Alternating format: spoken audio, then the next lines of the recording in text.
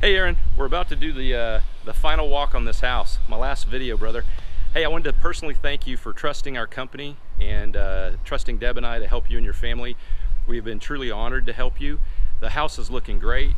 Darren and I are going to do a quick tour. We're going to give you some good information and have it recorded for you. You can replay it later. And I guess we'll see you at closing. All right, man.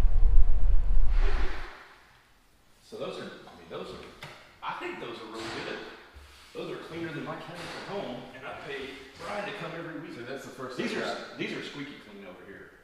Yeah. So, see, even the top of the stainless, there's nothing.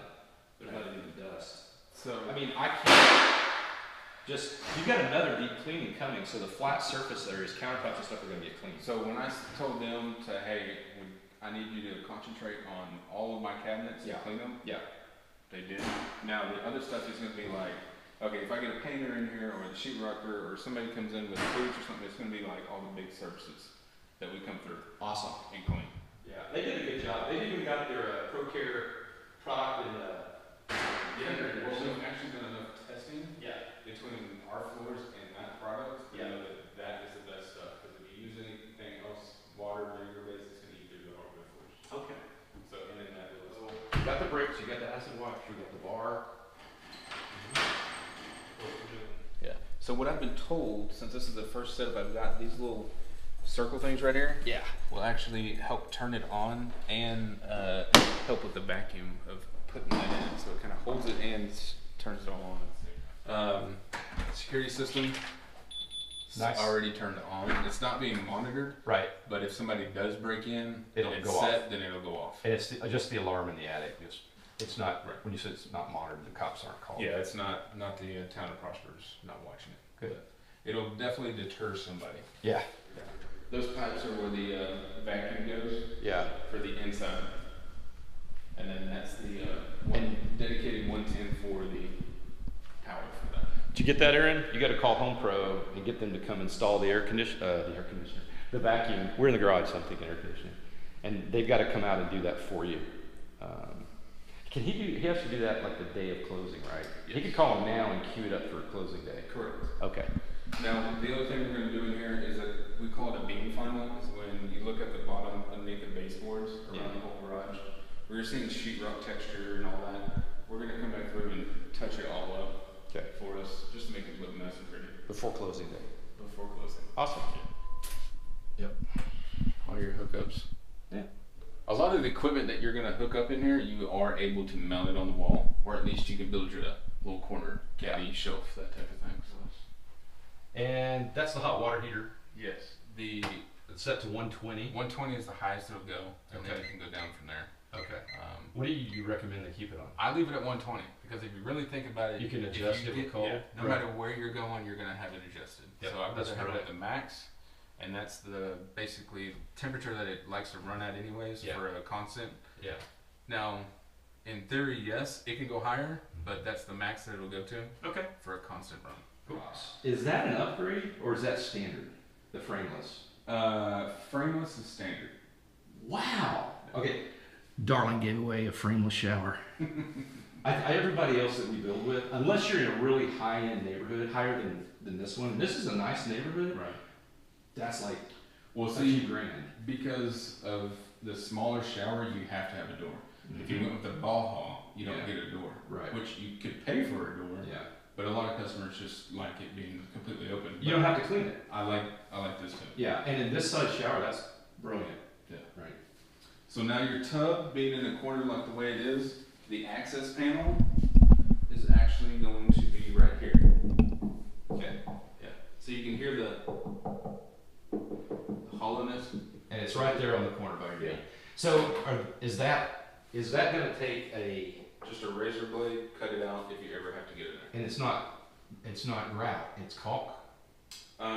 It's a caulk grout mixture, so it's going to look like grout, but it's can you buy it at Lowe's or something just to match the color and then re-caulk and put it back in?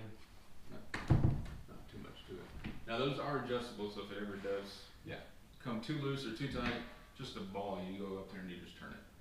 So like a quarter of a turn tightens it up, or is it like 2 or 3 turns you need it? Yeah, it's just to make sure that we have your light for your fan. Yep.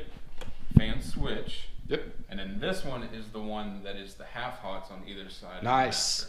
So that's why the outlets are upside down on those. Yeah. So the very top one is the one that runs to this switch. So Aaron, these, the top ones, are the ones that run to the far right switch. Those are the half hots. The lower ones are still hot, but they don't run to that switch. Right. So you can remember that. All right. Back door, of course. Lights, fans, switches. That's where everything is. You got your floodlights all in this row. Okay. So you'll be good there. And I think the lot was one of the wisest decisions. Yeah. So your fireplace, you also have a switch for your fireplace.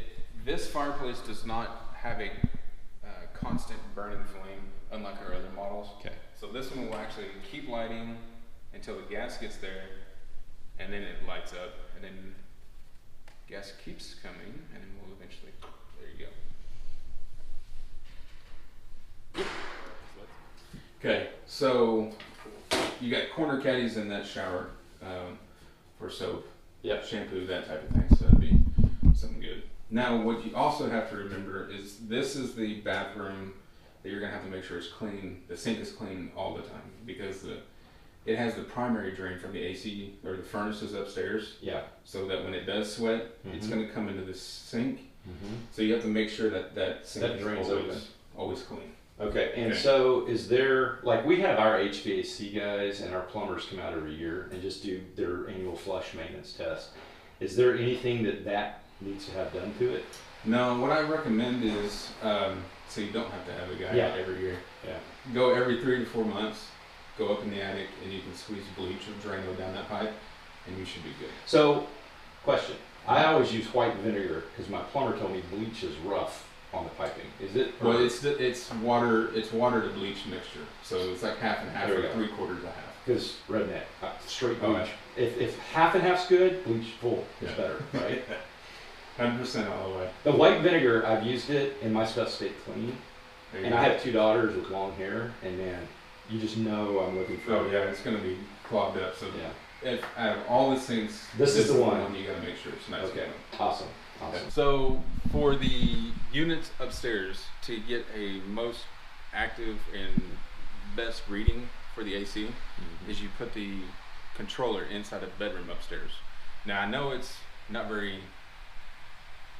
easily able or capable of getting to while you're in the game room or you're in the media room. Yeah. But you're gonna get the best reading for it when it's in another room. So that room would potentially get a little cooler and would throw it off, and the bedrooms would be hot. First floor. Gotcha. Right.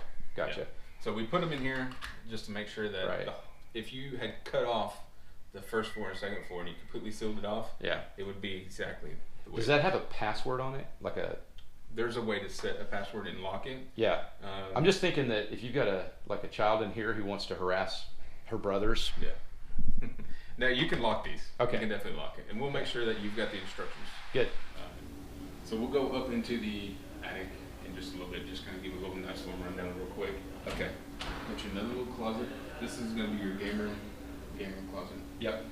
Toys, games, blankets, whatever you want to do. That outlet and the one in the opposite corner are tied together, so they're on their own circuit breaker, as well as these two. Now the rest of these outlets are all going to be on another breaker. Okay. So it's all, you're going to have 3 different systems, electrical systems in this room. So he's got, that's the one circuit. Yes. That's the other circuit, and then the third one is just the regular outlet. Yeah, it'll be that one, that one, and the ones up against the wall. Okay. Okay, and then of course we kind of hid because of the vault. Yeah. The pitch of this roof, we kind of went ahead and painted over some of the speaker locations just to makes it look nicer. This will be pretty neat to see how he sets this up. Yeah. Because I mean, from our conversations, Aaron likes his TV, and he's got enough sound volume that he could probably make this room lift off the house. Make it lift up. Yeah, probably. There you go. Be nice. We'll go over it again at an alternative time. Okay. Now what I will do is this comes standard with our attic pull downs, but what I'll do is I have a hook in my truck. Yeah. That will actually mount it in there? To the inside of this closet. Okay, so very kids cool. Don't go around and beat each other with it. Yeah. Between the hook and the AC control in the bedroom, it'd be chaos. Yeah.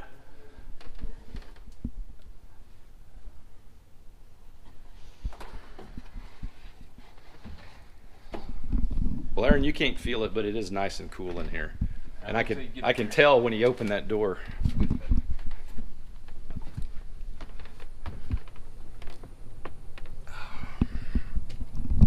All right, go for it. Okay, so your switch for your lights are going to be right here. You'll have those. You also have an extra outlet if, for whatever reason, you need more power up here for tools. For this unit, you also have, instead of running down to the garage and turning off the breaker, you can actually just flip the switch here and service that as much as you want. Very cool. And the same thing with this one, it's just right behind this rafter support, so that you're good there. And of course, you have your gas that comes up on either side, goes in. Both of these, like we were talking about down in that bathroom where we have to make sure that that sink stays clear. Yeah. So this pipe is the one, as well as this one. So they tie together and then run into that one sink. So we have to definitely make sure that those are nice and clean. The other thing is, now that's where you can pour the vinegar or the bleach. Yes. Okay. That's where you can pour that down here. Okay. So if that gets backed up, it'll actually back up into the unit and then come down to this pan. And then from that pan, we'll then go down to this pipe. So we call it a secondary drain. Not necessarily a backup, but you know, it's a secondary one. Those tie together and then they go outside as well.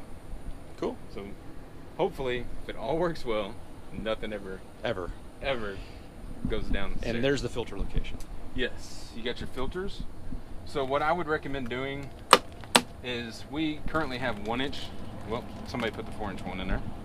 So you can put a 4-inch filter, 20 by 25 by 4, or right here, you can put a 1-inch filter. Yeah. Since we still do have a little bit more construction go around, I would recommend the 1-inch ones. But for the CO inspection purposes, I have to have the full. There you go. That's a nice little run through. That was awesome. Thank you, man. We'll get the last few things touched up and buttoned up, and then we'll be ready to go. All right. So Aaron, you owe him a big hug. He did an amazing job on the house. It looks really good. Out of all the houses I've built, when I was walking through this, it was so just tight. That's what really impressed me. You know, when I was looking at the framing too, they even did a pretty good job on just matching stuff up and making it fit properly. Yeah. After our meeting, that the last time I was video with you, I actually went through with a 4-foot level and ran through every one of these walls to make sure that they were nice and tight. Nice. So if you do find one that's not square, it was a wall ninja. It snuck through. And you know what? I've got to tell you, 2 of the things that I like is A, it's a darling home. Right? Our first home was a darling. We loved it. And B, that size backyard with a porch in this neighborhood, it's pretty unusual. Yeah. And there's a few houses around here that have those, but I mean, I wish every home had a yard at least that big for our clients. Thanks, brother. No problem. All right. Thank you too, guys. We appreciate y'all's trust in us, letting us build your house for you. Can't wait for you to see it in a couple of weeks. All right. Take care. Later.